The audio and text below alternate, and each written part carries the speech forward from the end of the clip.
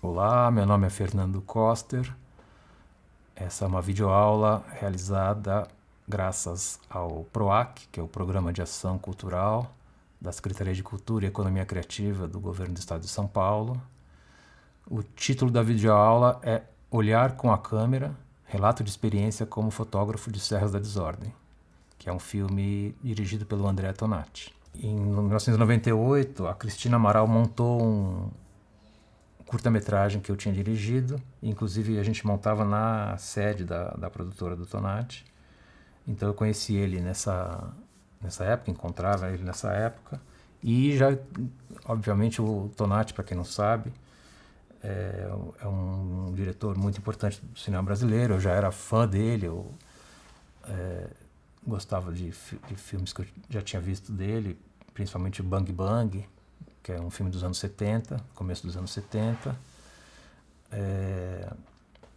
E aí, quando eu soube que o Tonati ia fazer um filme, que viria a ser o Serra da Desordem, eu, na época, querendo dirigir, querendo continuar o caminho como diretor, encontrei a Cristina um dia e perguntei para ela se ela sabia se a equipe já estava montada, porque de algum jeito eu queria tentar trabalhar no filme, ou me juntar, fazer qualquer coisa, na verdade.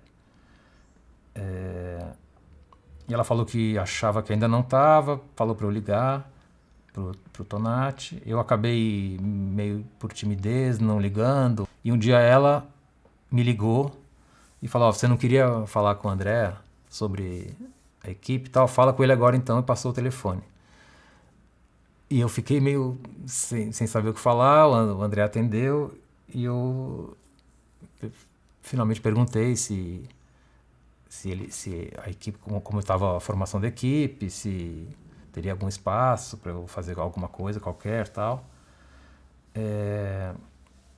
E ele me chamou para conversar lá na casa dele, a produtora dele era na casa dele.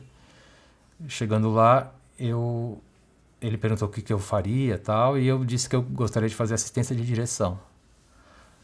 Aí ele falou: não, na verdade eu não vou trabalhar com assistente de direção. É um tipo de filme que tem que ter mobilidade, equipe reduzida. Eu não costumo trabalhar com assistente de direção, não é a minha. Ele vinha do cinema marginal, né? Para quem não sabe, é um cinema mais que hoje em dia as pessoas chamam de cinema de guerrilha. Então é uma coisa mais, equipes mais ágeis e tal.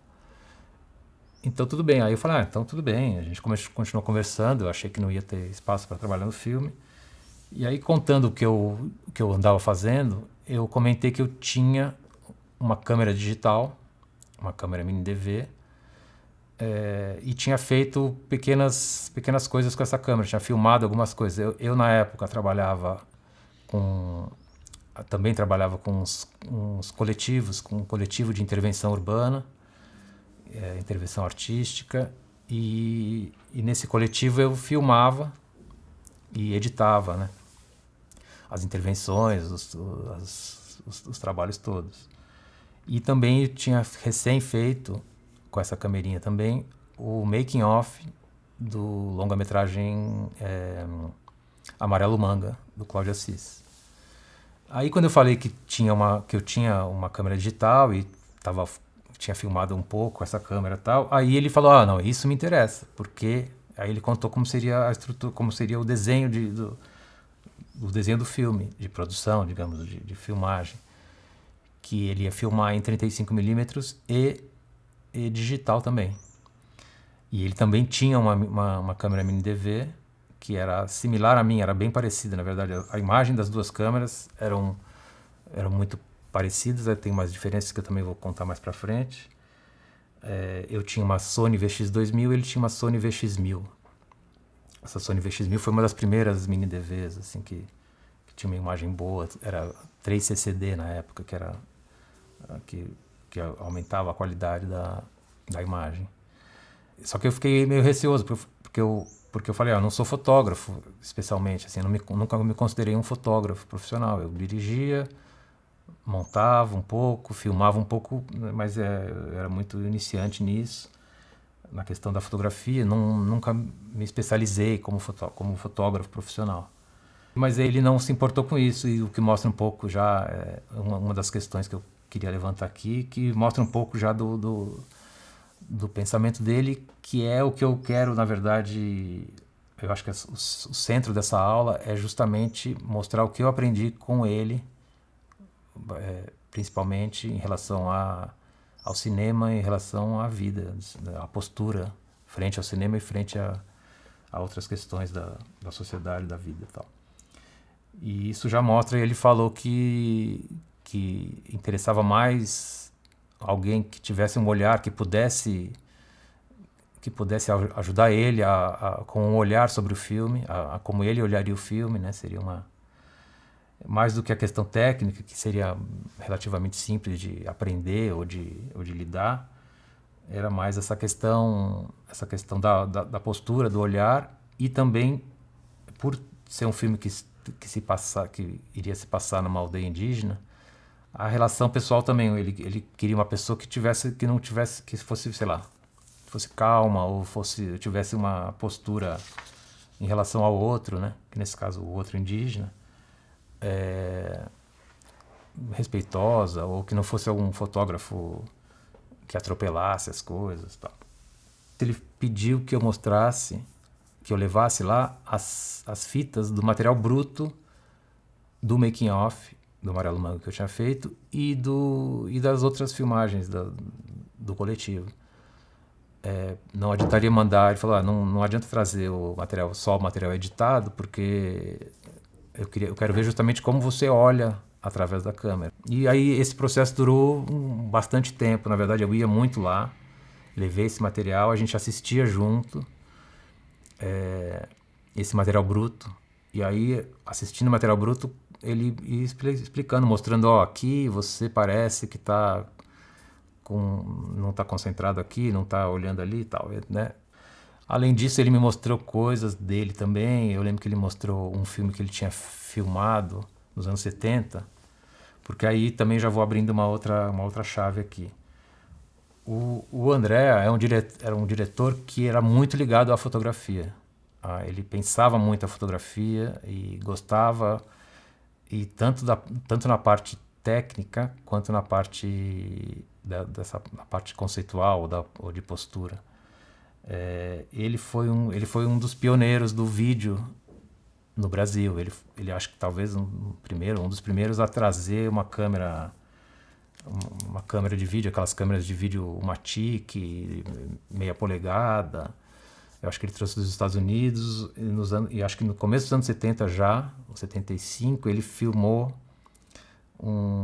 ele acompanhou a trupe de teatro da Ruth Escobar numa viagem pela França, uma apresentação que ele documentou esse processo, e eu lembro dele mostrar esse filme lá na casa dele, que chama Jouer Encore, Payer Encore. Ele filmou em vídeo, foi um dos primeiros, um longa-metragem filmado em vídeo, o Matic, que eram os vídeos que o gravador era separado da câmera.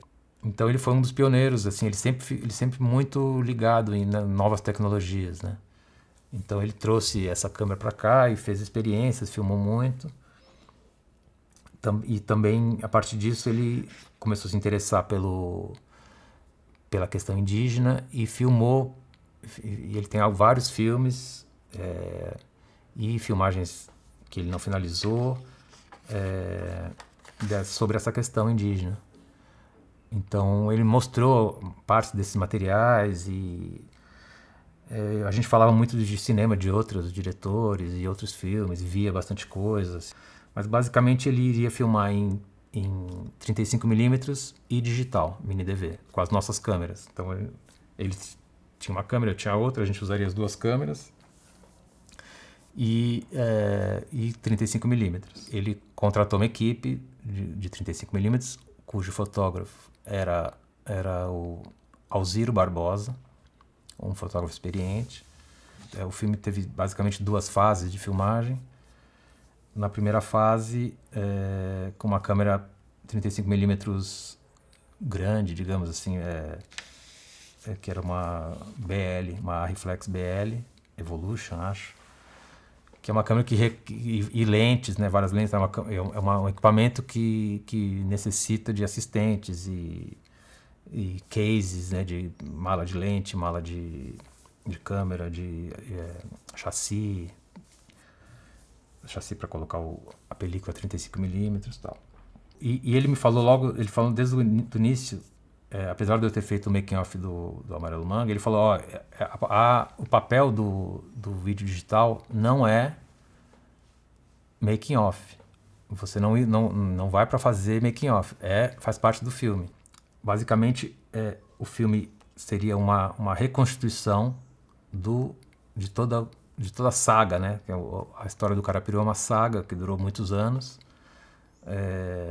Ele teve a sua tribo dizimada por fazendeiros, houve um massacre, ele conseguiu escapar, ele conseguiu fugir, ficou 10 anos caminhando sozinho, pelo que se entende, sozinho pela mata, e 10 anos depois, isso acho que foi em 78, em 88, ele foi encontrado na Bahia por uma família, passou acho que uma semana com essa família, que acolheu ele.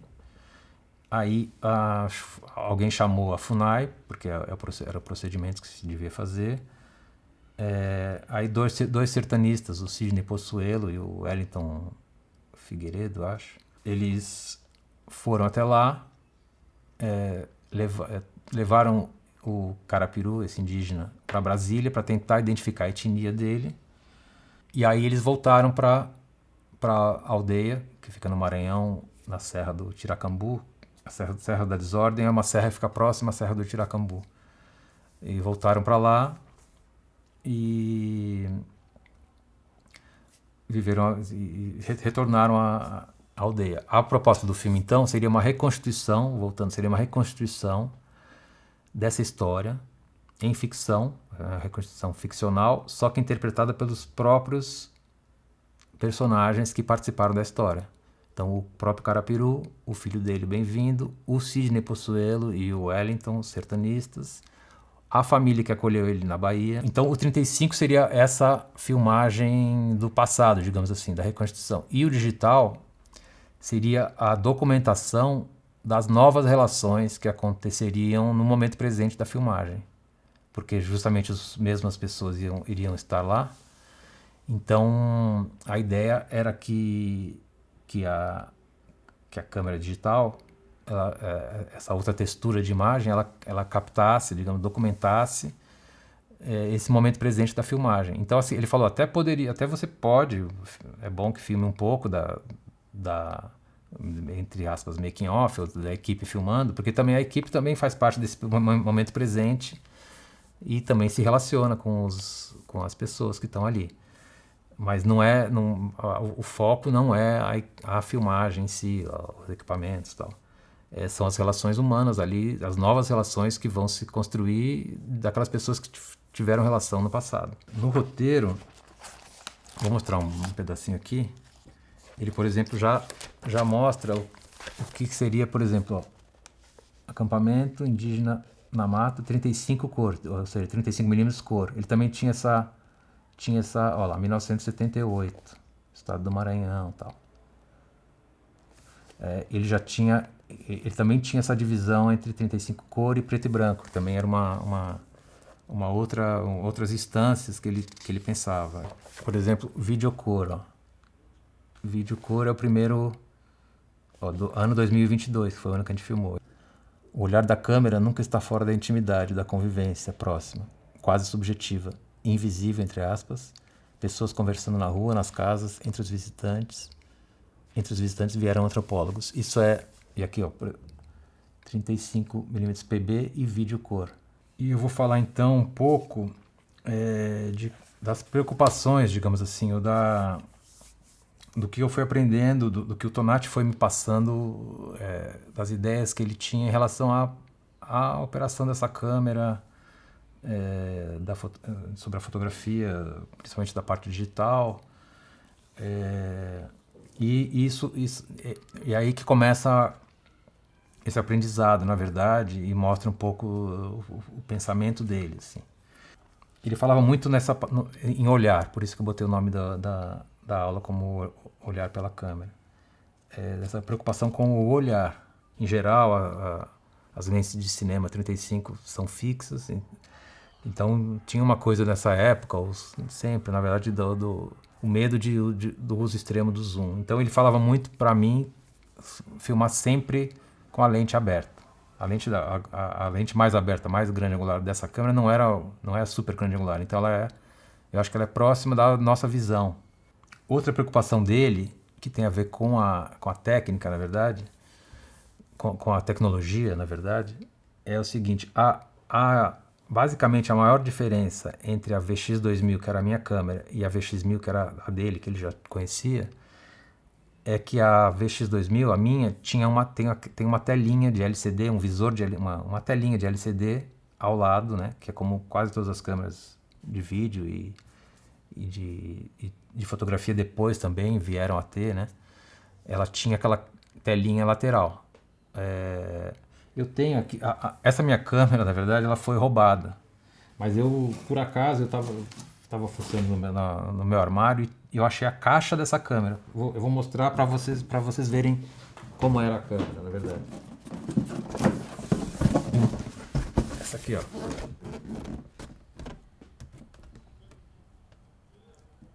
Então ele falava inicialmente, ó, eu prefiro que você olhe pelo visor.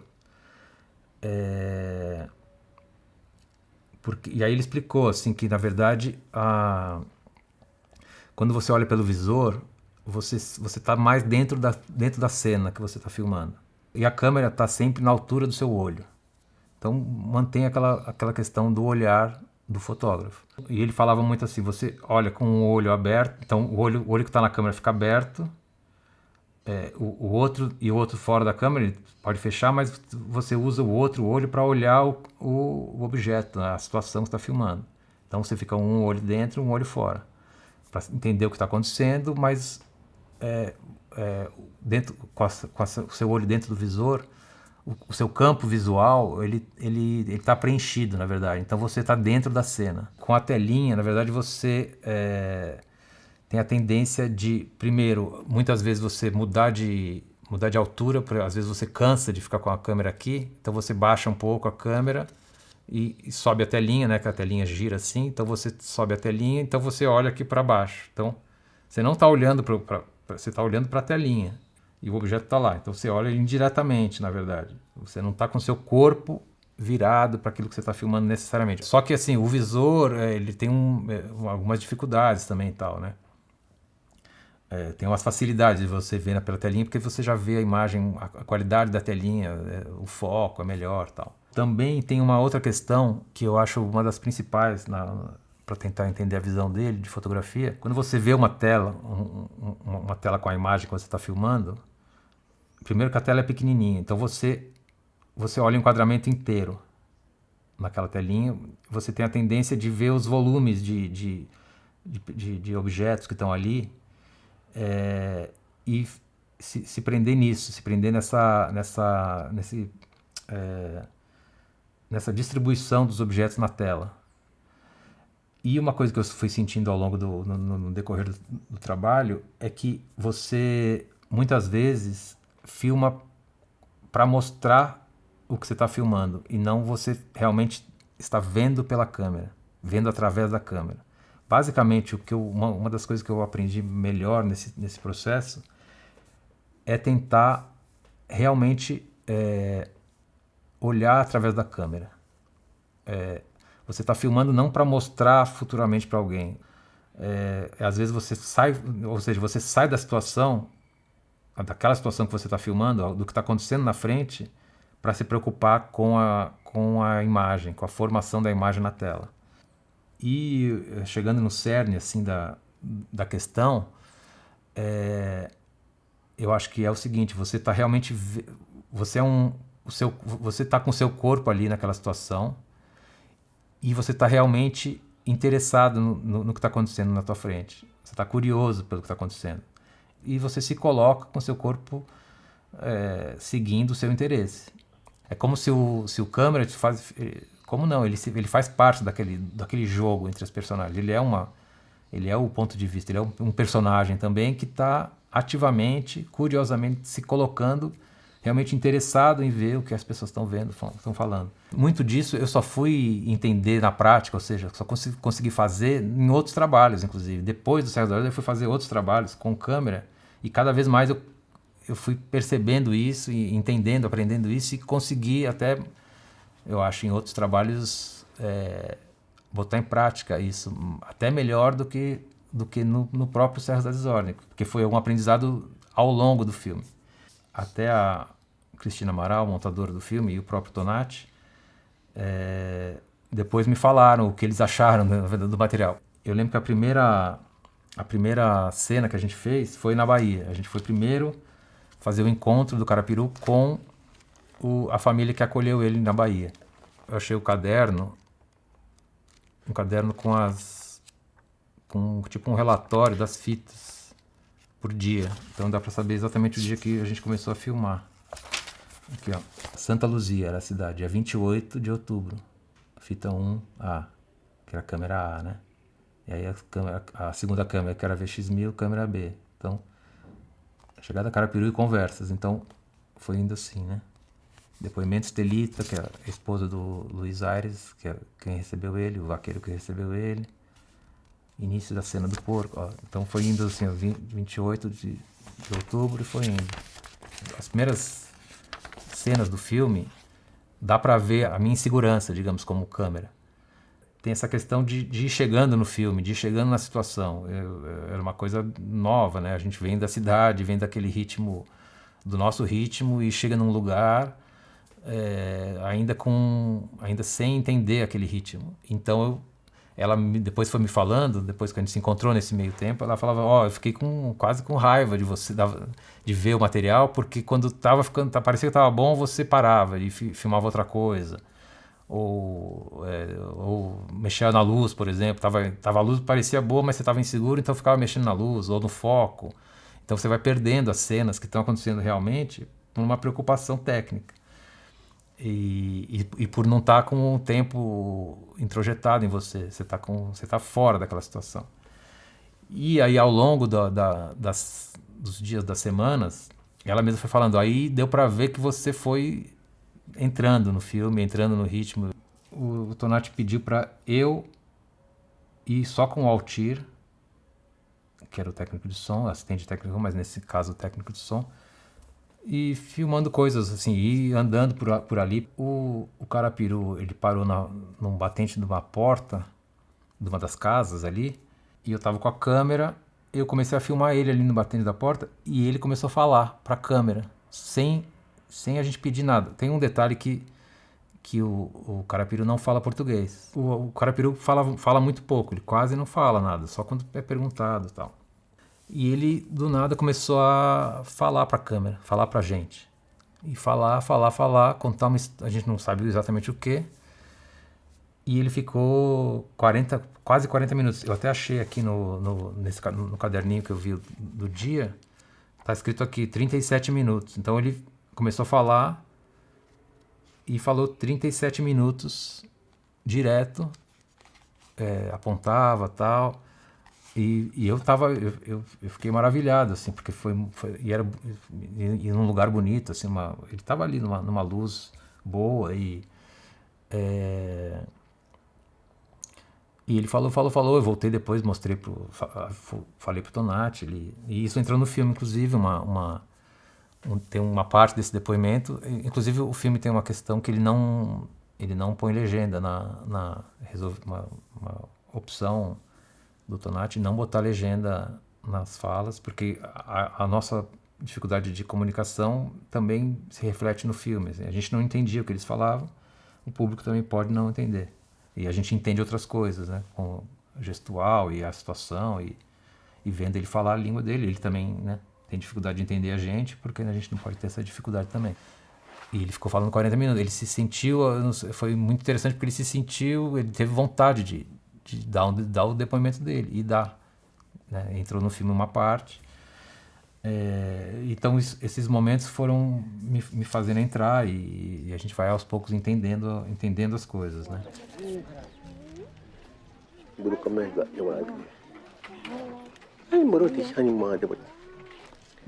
หัวจะไกลพี่ยายาความก็พี่ยากันอยู่จ้ะบวบไอ้ตะกบไปกินปอมอง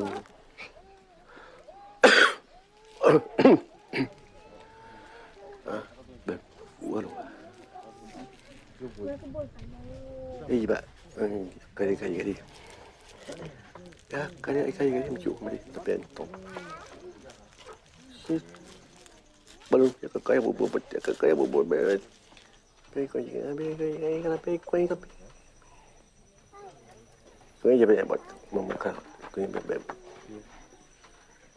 kuahnya kuahnya juga si tati ama ayuk tolong aja ayuk tahu tahu Outro momento interessante que mostra um pouco esse conceito do filme, né, do Tonati, do filme, das relações no momento presente em paralelo às encenações em película, né? Então, o momento presente em digital e o 35mm PB, a reencenação do passado.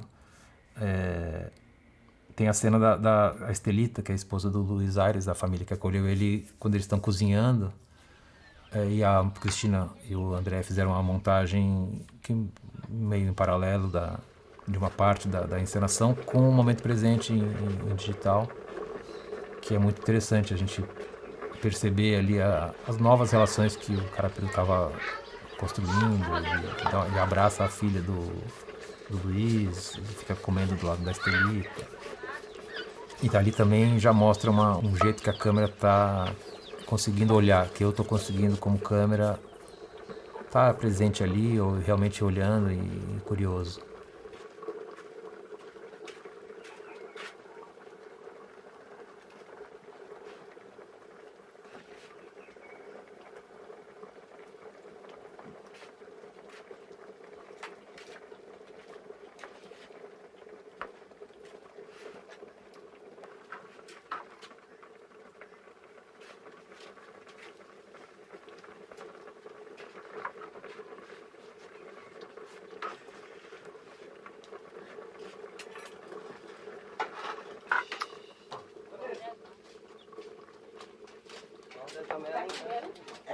É bom. Tá dizendo que é bom.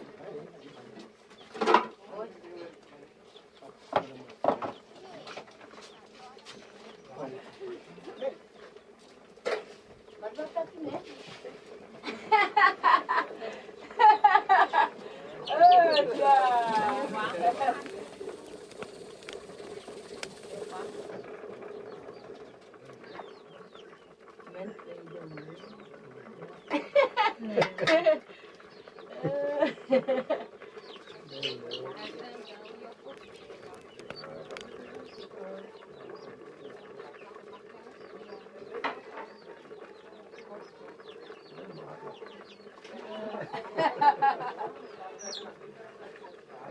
Ela é peru com fome. É com fome. Só, chega pra esquia. Mamãe tá falando. Uma outra coisa que eu lembrei também de que o André falava, apesar dessa, digamos, imersão na cena, como fotógrafo, né, olhar com a câmera, isso não quer dizer que você não, como câmera, não esteja ligado de que isso é um filme e de que vai ser montado. Então ele falava também, e até talvez ele tenha até aceitado que eu entrasse na equipe também, porque ele falava, você, lá no começo, ele falava, você é diretor também, você monta, então você também tem noção de cinema, porque o que eu ia falar é que ele falava que a gente também, ao operar a câmera, também tem que ter noção de de que isso vai ser montado. Então, por exemplo, ter noção de que você pode fazer um plano geral, um plano fechado, e né, essas variações de tamanho de plano, por exemplo. Um plano aberto, as pessoas ao longe, ou close, ou aproximado, tal, isso cria possibilidades de narrativas, né?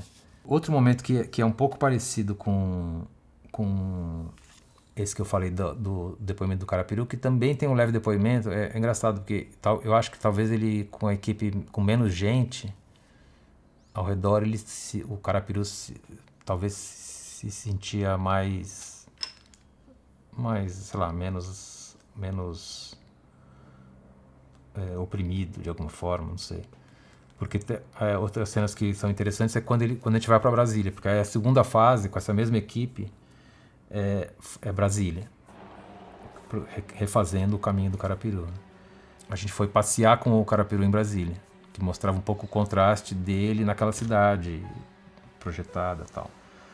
Então são cenas interessantes, assim, dele, e ele tá meio perdido mesmo, você percebe que ele tá meio perdido naquela urbanidade, né? Tem um momento que ele vai pra antena, ele sobe até aquela antena cheia de antena de TV que tem em Brasília, cheio de turistas, e ele fica isolado, ali ele não se interessa muito e tal.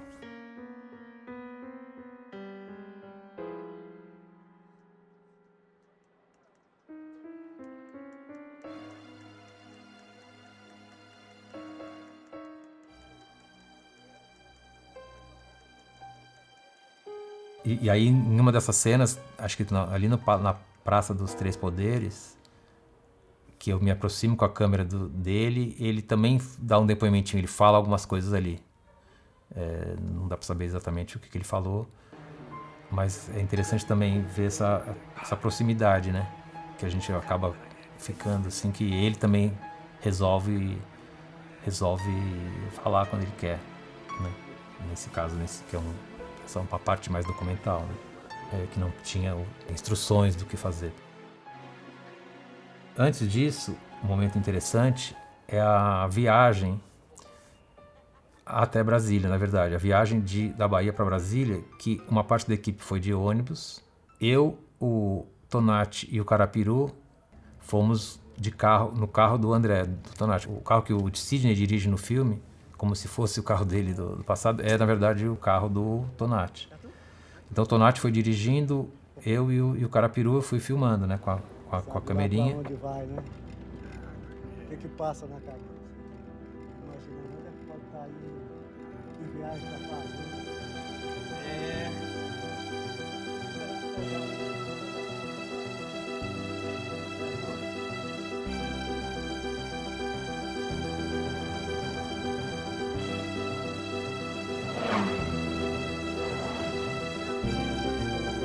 Já estava no roteiro, por exemplo, uma cena que porque o André já tinha feito esse percurso, na verdade, como pesquisa, acho que mais de uma vez.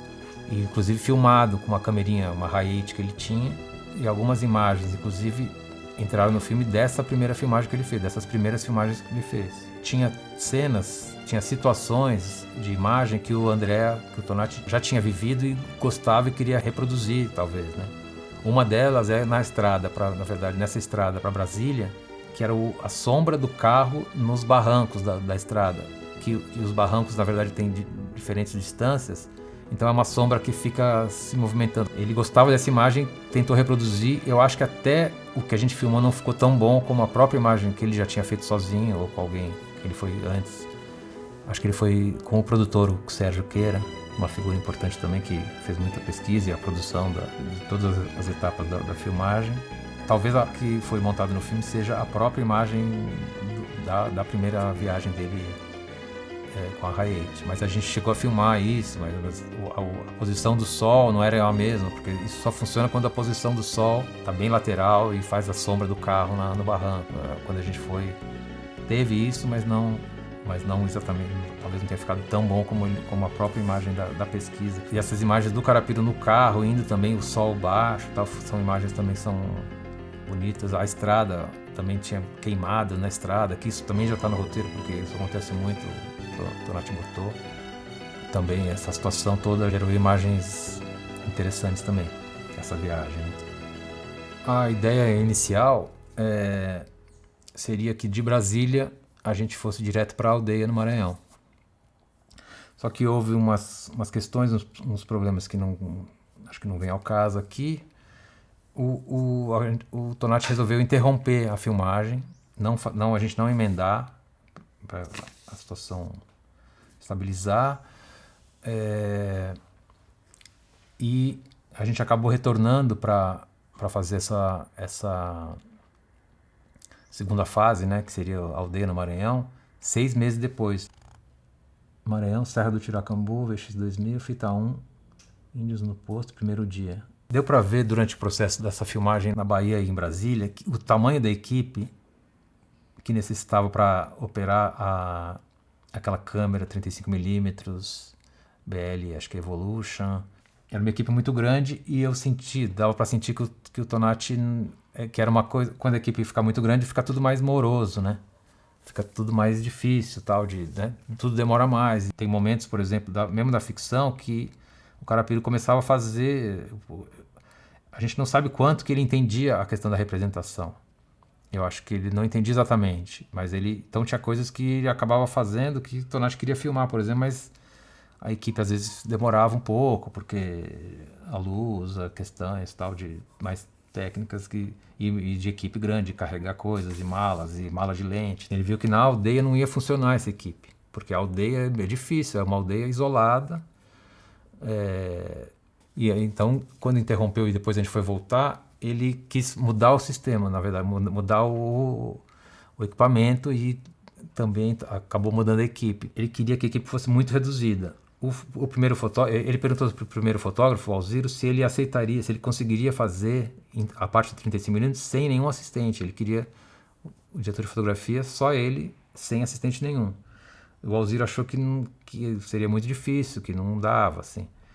Aí que o Andrés chamou o Aloysio Raulino, que vem desse tipo de equipe mais guerrilha, né? Num cinema mais marginal, digamos assim, e perguntou se ele aceitaria ir sem assistente de câmera. E o Raulino é tão louco como o Tonati, ele falou, não, eu aceito. A única coisa é que a nossa operação aqui vai acabar demorando mais, porque eu que vou ter que carregar o chassi, descarregar o chassi, que é o chassi é onde coloca o negativo, né? O negativo coloca no chassi, o chassi vai na câmera. E cada chassi dura 4 minutos e meio de filme, 35mm. Então eu falei assim, eu que vou ter que parar para carregar e descarregar, então a gente só vai demorar mais. E por exemplo, para carregar as coisas, o resto da equipe, quem estiver lá, vai ter que ajudar. Se todo mundo ajudar e tudo bem essas esperas, por exemplo, vamos nessa. Então para o Maranhão a equipe foi muito reduzida. Foi o Tonati, o Queira, que é o produtor, né, o Sérgio Queira, o Piva, que era assistente de produção, eu acho que ele foi acreditado assim, eu com a digital, o Raulino sozinho com a 35, o René sozinho com o som, e o Arnaldo Zidan, que era o diretor de arte, técnico de efeitos especiais, figurinista, maquiador, tudo. O Arnaldo fazia tudo. E todo mundo ajudava um pouco o Raulino e todo mundo ajudava o Arnaldo e tudo. Então era uma equipe pequena que foi para lá, para se aventurar lá. E só que foi muito interessante, porque realmente teve isso que eu falei no começo, que tem a ver com o estabelecimento da relação com os indígenas e o pessoal da FUNAI que moram lá e tal. E os mateiros, as pessoas que estão sempre ali também. Você estando lá, na verdade, você vai entrando naquele ritmo e tem uma parte improvisada, uma parte planejada. Essa câmera 2C, AR2C, de 35mm, ela é muito barulhenta realmente, então atrapalha o som direto. Então ela faz tipo uma máquina de costura, assim. E aí, na verdade, o Tonati tinha criado um blimp que envolvia a câmera e o fotógrafo ao mesmo tempo, o Raulino. Então ficava para tentar abafar o som. Só que, na verdade, imagina, era um calor absurdo, uma umidade absurda no lugar, na mata amazônica, e ficar dentro daquele saco, era coisa meio que funcionou um pouco, mas uma hora não deu mais, assim, e também a mobilidade. E aí, muitas coisas, o Raulino acabou pegando a outra digital também. Então, a gente ficava fazendo algumas coisas com duas câmeras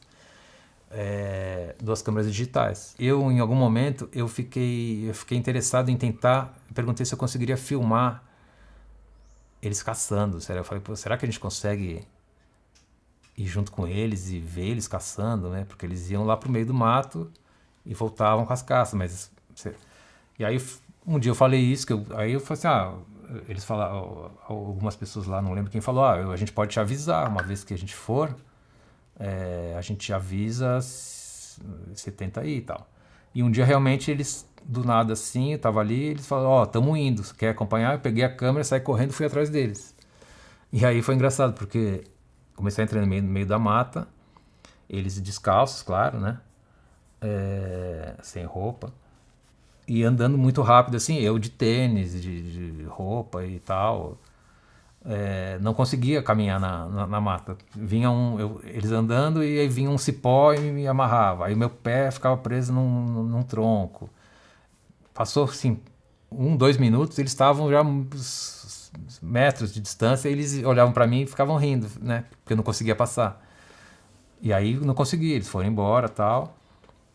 E aí não sei se foi nesse mesmo dia ou outro dia, eles iam chegar com a caça, na verdade, e também vieram avisar a gente. Falaram assim, olha, eles estão chegando com a caça. Aí eu peguei uma câmera, o Raulino pegou a outra, e é a cena que está no filme, um trechinho, só que demorou muito, na verdade, a gente filmou muito, que é eles preparando a caça, os macacos, no fogo, né? Fizeram a fogueira e colocam os macacos, tiram os pelos e começam a assar ali e depois comer. E essa filmagem, na verdade, foi um momento que eu e o Raulino a gente se aproximou muito, assim, porque foi uma filmagem bonita, assim, de coreografia dos dois, assim, sabe? Quando 2 câmeras, então uma não pode mostrar a outra. Mas a gente se olhava e um filmava uma coisa, o outro, quando mudava de lugar, o outro mudava junto, aí um fazia o plano mais aberto, o outro mais fechado, só no olhar, assim.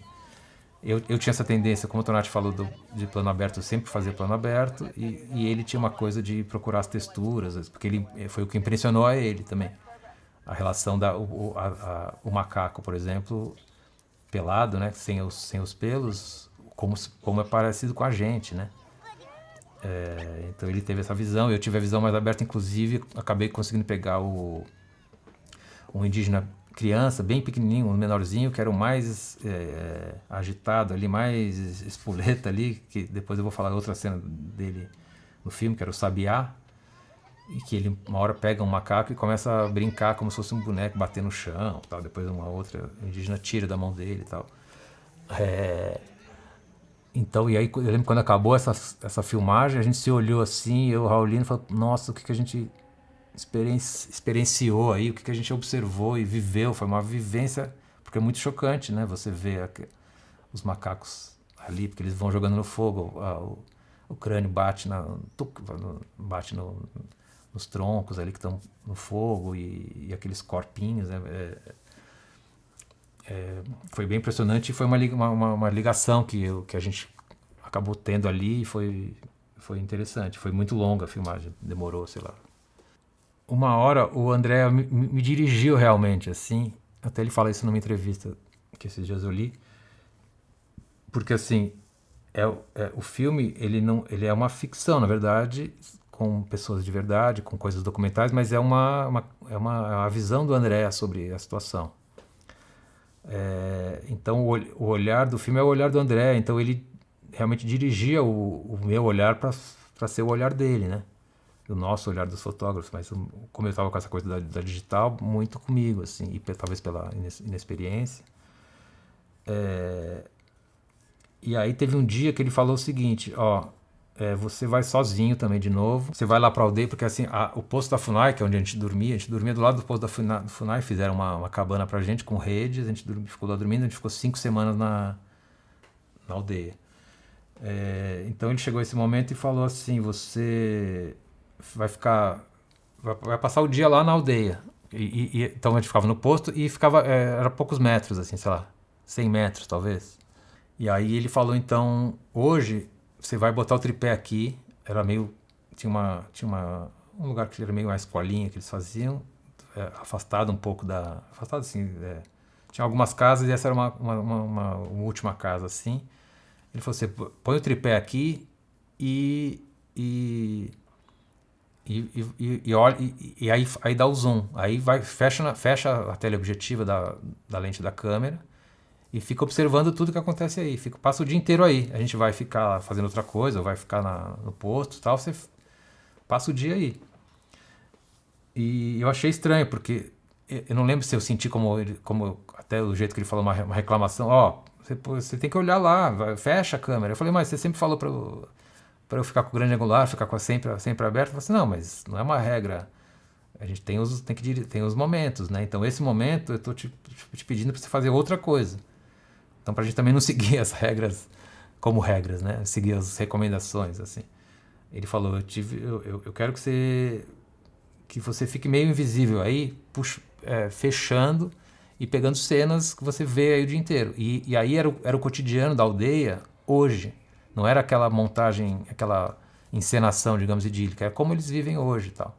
E aí é uma sequência muito impressionante, na verdade, que acabou virando, porque ficando ali você vê, eu vi, na verdade, e fui colhendo, na verdade, assim, você vê primeiro que eles estão, é o momento que eles estão com aquelas roupas, por exemplo, que eles usam umas camisetas velhas de político, não sei o que, meio encardidas, assim.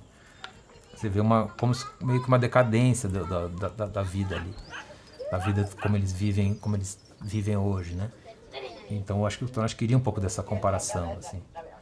Teve momentos que eu não lembro se eu fiquei o dia inteiro, acho que fiquei de manhã, aí eu fui almoçar e voltei com o técnico de som, porque também além dessa imagem de tele, eu entrei nas casas e também só observando, e os indígenas estavam à vontade com a gente, então eles ficavam vivendo mesmo o que eles fazem ali. Tem uma cena bonita que uma nenê fica cantando uma coisa, um canto reiterado assim, não lembro o tom também.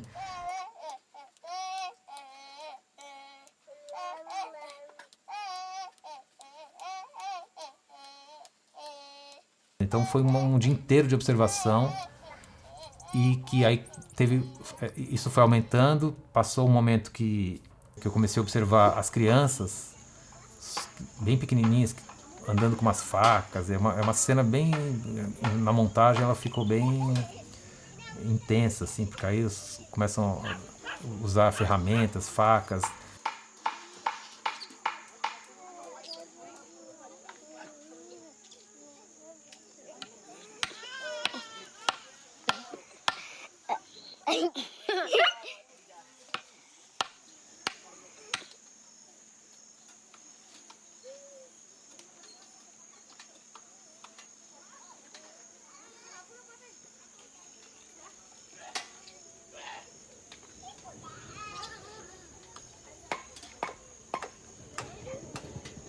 Tem um coati, uma cena de um coati que estava preso numa cordinha amarrada num tronco.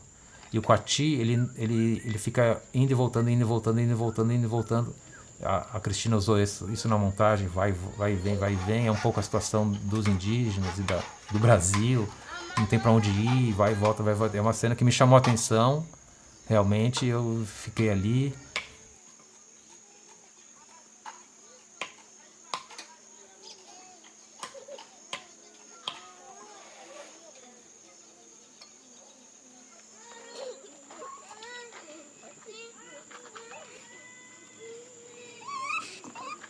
Até que chega um momento que aquele indígena criança, o Sabiá, que eu falei, que ele teve aquela cena com o macaco, ele era o que mais aparecia. Tem uma outra cena ele com o Chico Coco, que era um mateiro ali.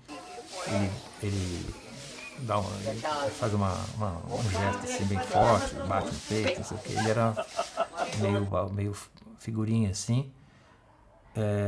Então uma hora eu tô com a câmera na mão assim, filmando esse momento que eu já fui me aproximando.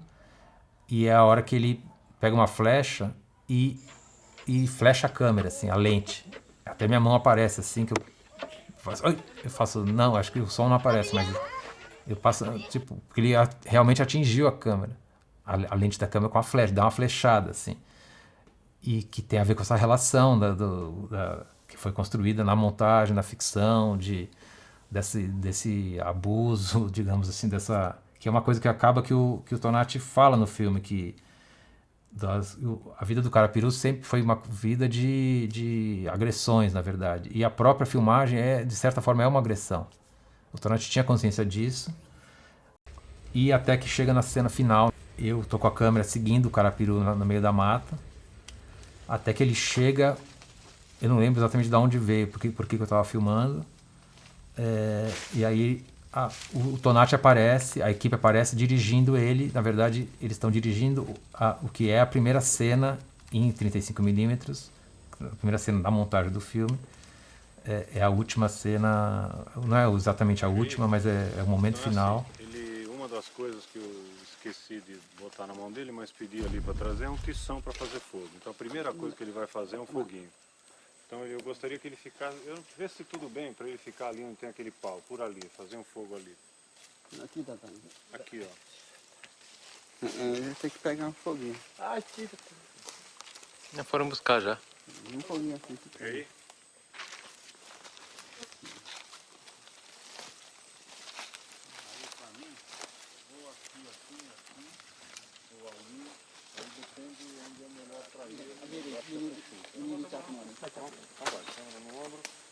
Ok, Carapiru, pega fogo. A pinha tá ali.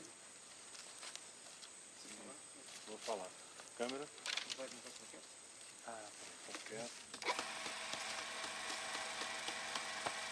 Você vê o Raulino com a câmera 35mm, ouve o barulho da câmera e você vê, na verdade, o cinema como sendo isso é uma das leituras, né? O cinema como sendo também uma última, não bem agressão, mas de certa forma sim,